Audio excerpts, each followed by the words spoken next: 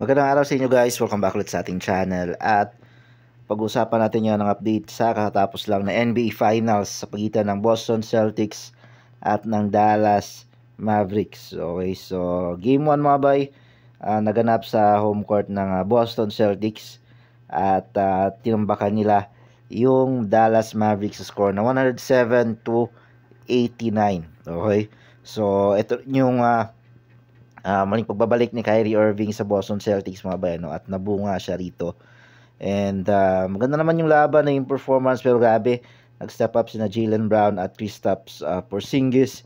Hindi umubra yung Kyrie-Luka tandem sa Game 1 mga bayano.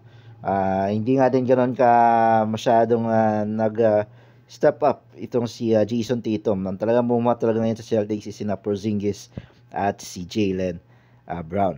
Okay. So, dahil sa panalo to ng Celtics mga bay, no, lamang na sila serye sa score na 1-0. Game 2 is sa Celtics pa rin. Okay, ngayong linggo.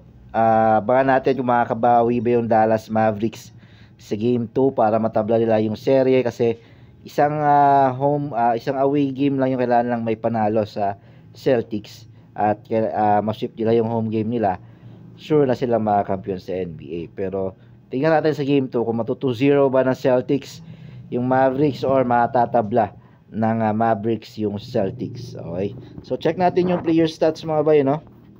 Nakapansin nyo dyan guys, si Jason Tatum 16 points, Jaylen Brown with 22, Al Horford with 10, Holiday with 12, White with 15, Porzingis with 20. So kung mapapansin nyo dito mga bay, no?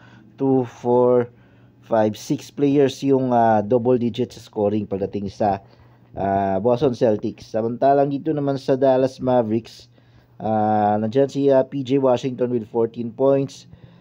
Shoots while Luka Doncic binuhat na naman yung Mavericks pero kinulang siya ng tulong mula kay Kyrie Irving. Meron lamang 12 points si Kyrie Irving samantalang 30 points si Luka Doncic.